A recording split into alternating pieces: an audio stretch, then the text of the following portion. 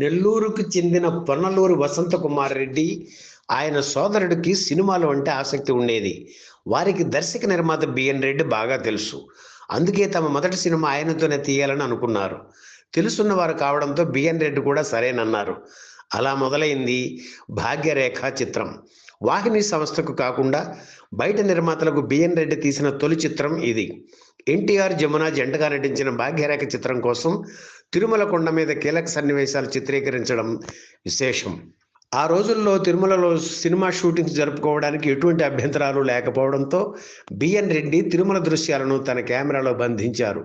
70 ఏళ్ల క్రితం ఈ కలియుగ వైకుంఠం ఎలా ఉండేదో భాగ్యరేఖ చిత్రం చూస్తే మీకు అర్థమవుతుంది.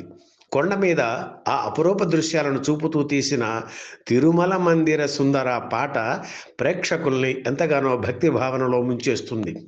1957 ఫిబ్రవరి 20న విడుదలైన భాగ్యరేఖ చిత్రం సూపర్ హిట్ అయ్యి 4 కేంద్రాల్లో 100 రోజులు ఆడింది. ఆ ఏడాది ఉత్తమ ప్రాంతీయ చిత్రంగా రాష్ట్రపతి ప్రశంసా పత్రం కూడా అందుకుంది. ఇలా తమ తొలి సినిమా హిట్ కావడంతో పొన్నలూరి బ్రదర్స్ ప్రోత్సాహం వచ్చి చిత్రరంగంలో కొనసాగాలని నిర్ణయించుకున్నారు. ఎన్టీఆర్తో పాటు అనుబంధం కొనసాగిస్తూ ఆయనతో ఆ తరువాత దైవబలం, శోభ చిత్రాలను నిర్మించారు.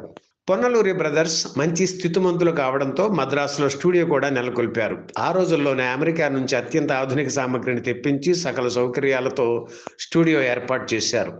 2 ఫ్లోర్స్తో 1958లోనే పొన్నలూరి బ్రదర్స్ స్టూడియో సిద్ధమైంది. దాదాపు 8 ఎకరాల్లో ఆ స్టూడియో ఉండేది. పొన్నలూరి బ్రదర్స్ ఎన్టీఆర్తో తీసిన రెండవ సినిమా శోభ. కమలాకర కామేశ్వరరావు దర్శకత్వం వహించిన ఈ చిత్రంలో అంజలీదేవి హీరోయిన్, రాజసులోచన, రేలంగి, ముక్కాముల రమణారెడ్డి తదితరులు నటించిన ఈ చిత్రం 1958 మే 1న విడుదలైంది. పెద్దగా ఆడలేదు. అయినా పొన్నలూరి బ్రదర్స్ నిరుత్సాహపడలేదు. ఎన్టీఆర్తోనే 3వ చిత్రాన్ని ప్రారంభించారు. ఇది జానపద చిత్రం. పేరు దైవబలం. పొన్నలూరి బ్రదర్స్లో పెద్దవాడు వసంతకుమార్ ఈసారి ముందుకు వచ్చి దర్శకత్వ బాధ్యతలు చేపట్టారు. నటి జయచిత్ర తల్లి జయశ్రీ ఇందులో హీరోయిన్గా నటించారు. శోభన్ బాబు తొలిసారిగా తెర మీద కనిపించింది దైవబలం చిత్రంతోనే. ఎన్టీఆర్ శ్రీరాముడుగా నటించిన లవకుశ చిత్రం షూటింగ్ 1958లోనే మొదలైంది. కానీ ఆర్థిక ఇబ్బందుల కారణంగా సుదీర్ఘకాలం షూటింగ్ జరుపుకుంది. తెలుగులో తొలి పూర్తి రంగుల చిత్రం లవకుశ. ఆ ప్రభావంతోనే తన దైవబలం చిత్రంలో 2 పాటలు, కీలక సన్నివేశాలు, క్లైమాక్స్ రంగుల్లో తీసి సాహసం చేశారు వసంతకుమార్ రెడ్డి. 1959 సెప్టెంబర్ 17న దైవబలం చిత్రం విడుదలైంది. నృత్యాలు, ముఖ్య సన్నివేశాలు కాల్వలో తీశామని ఈ సినిమా పోస్టర్స్లో పేర్కొనడం గమనార్హం. కథ విషయం పట్టించుకోకుండా ఇతర హంగుల మీద దృష్టి పెట్టడంతో దైవబలం సినిమా నీరసంగా సాగి ప్రేక్షకుల్ని ఆకట్టుకోలేకపోయింది. దాదాపు 10 ఏళ్లు పొన్నలూరి బ్రదర్స్ చిత్ర పరిశ్రమలో కొనసాగారు. వారి సొంత చిత్రాలతో పాటు బయట నిర్మాతల షూటింగ్స్ కూడా పొన్నలూరి బ్రదర్స్ స్టూడియోలో జరిగేవి.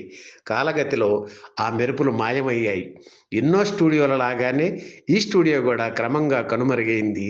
చిత్ర నిర్మాణం కూడా పొన్నలూరి బ్రదర్స్ ఆపేశారు. ఆ ప్రభావం అంతా కరిగిపోయి చరిత్రగా మిగిలిపోయింది. ఈ వీడియో మీకు నచ్చితే లైక్ చేయండి, షేర్ చేయండి, వెంటనే సబ్స్క్రైబ్ కూడా చేయండి.